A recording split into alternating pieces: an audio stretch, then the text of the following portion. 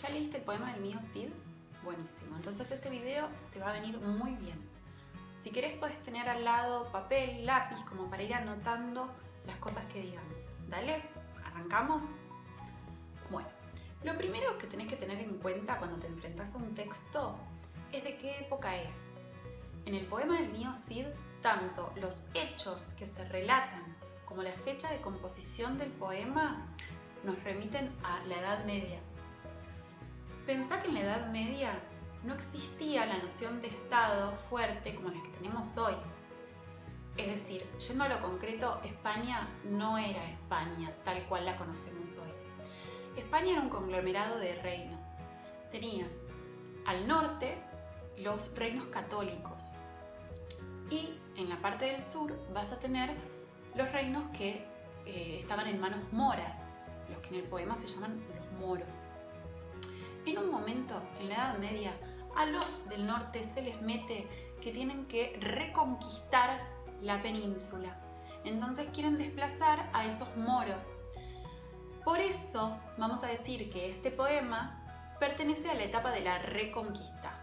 Y ojo al piojo porque esa es la ideología que va a transmitir el poema. El poema es un cantar de gesta. El cantar de gesta es un tipo de texto que recitaban los juglares.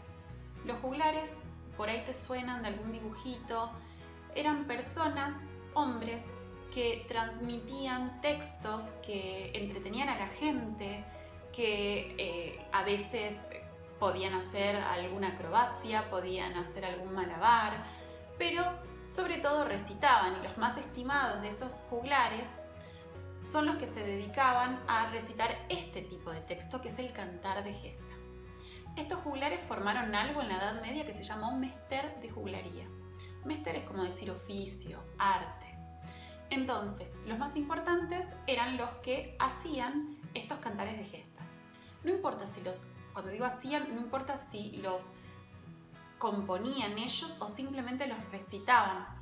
Lo importante es que cada vez que ellos exponían su texto, eso se iba renovando y se cargaba de oralidad.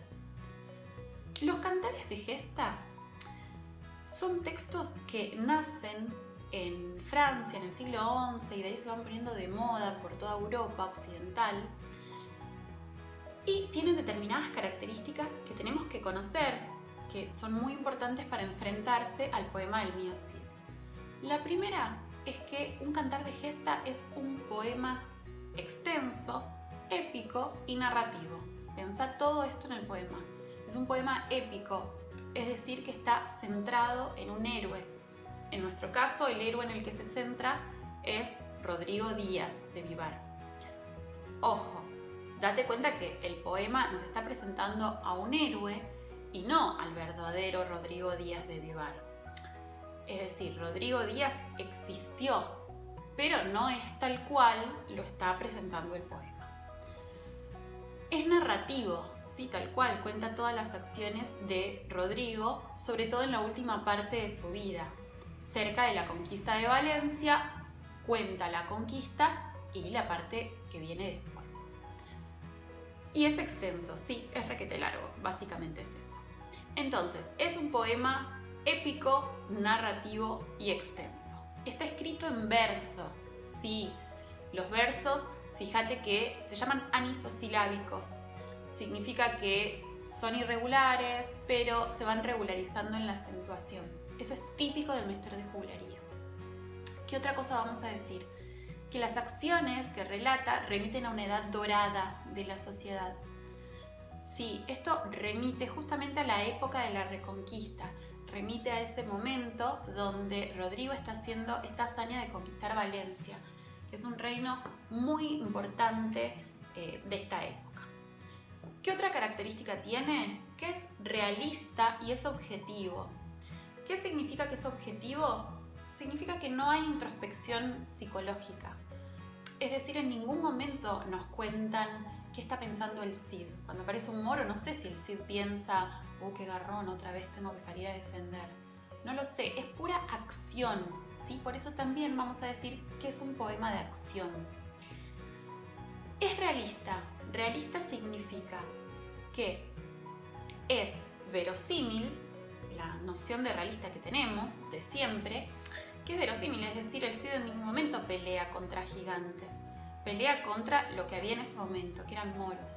Pero además tiene una característica, que es que toda la geografía que nos presenta es conocida por el público de la época y esto genera mucha más empatía. Todas esas ciudades que nombran, que por ahí vos decís, ¿dónde están?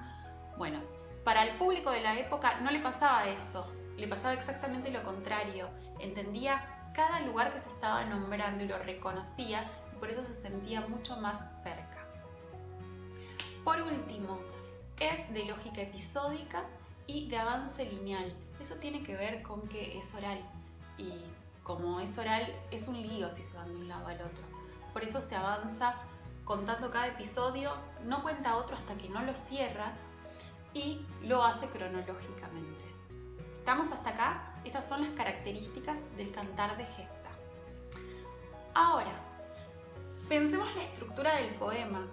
Si bien formalmente tiene 3 cantares, es decir, en su forma, en lo que yo veo, tiene 3 cantares, acordate que esos cantares no están divididos en el Códice de Vivar, sino que los divide Menéndez Pidal después por marcas internas.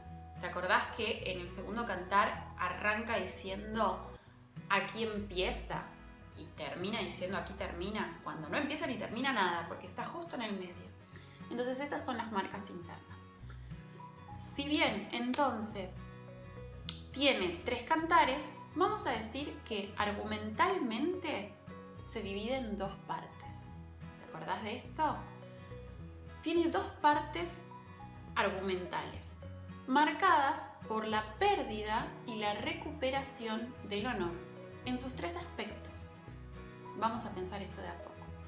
Arranca el poema con el destierro de Rodrigo. En ese destierro, Rodrigo está perdiendo su honor, es decir, su prestigio político, y sus honores, es decir, sus bienes materiales, porque se los confisca el rey, a él y a todos los que quieran seguirlo. Entonces, con este deshonor, el Cid va a salir al destierro. Sale, va ganando batallas, va ganando ciudades, ¿te acordás? Castejón, Alcocer y después Valencia, y va ganando un montón de bienes, cada vez más. Esto le permite enviarle al rey sus 3 embajadas.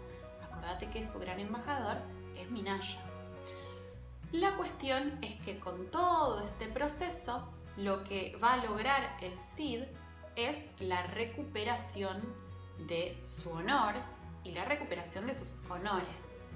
Tanto es así que el rey lo va a perdonar. Y ahí va a terminar la primera parte.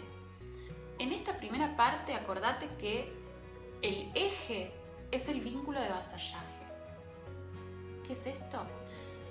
Todo el tiempo lo que nos está demostrando el poema es que el Cid es buen vasallo, porque en realidad no le debe ninguna fidelidad al rey Alfonso. El rey Alfonso lo desterró, y lo desterró injustamente, y ahí rompe su vínculo. Sin embargo, el Cid sigue siendo leal a su rey. Entonces, mostrando todo esto, el Cid logra obtener el perdón del rey. Ahí termina, dijimos, la primera parte, donde no solo recupera, sino que incrementa el honor, que todos dicen, ¡wow! El Cid es un capo, y además incrementó sus bienes. Pero ahí mismo va a empezar la segunda parte argumental. ¿Por qué? Porque el rey le dice al Cid, yo te perdono, flaco, está todo bien, pero tengo un ideón y es que te caso a tus hijas con los infantes de Carrión. Los infantes de Carrión ya aparecieron y nosotros ya sabemos que no le conviene ese casamiento. El Cid también se da cuenta, pero como es un buen vasallo, lo acepta las bodas, pero dice que, bueno, las va a casar Minaya, porque él no está muy convencido. La cuestión es que con ese casamiento empieza la segunda parte argumental, donde se va a poner en juego la honra. la honra no es lo mismo que el honor, porque la honra es el prestigio que se basa en el ámbito privado de los héroes. Entonces, en este caso, se basa en el ámbito familiar del Cid. Es el que está relacionado a las hijas del Cid, porque la honra, además, es muy importante saber que siempre se juega en el cuerpo de la mujer, pero sigue siendo la honra del hombre.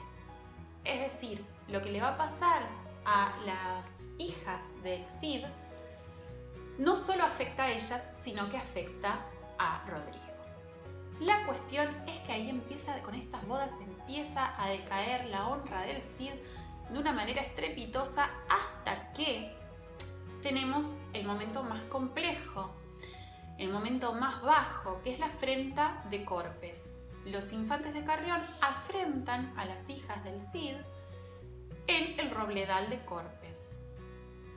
¿Qué pasa después de esto?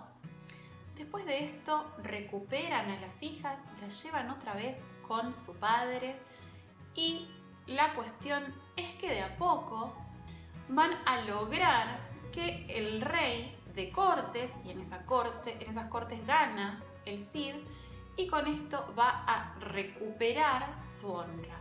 Pero no solo la recupera, sino que la incrementa. ¿Por qué? Porque lo que obtiene son nuevas y mejores bodas para sus hijas.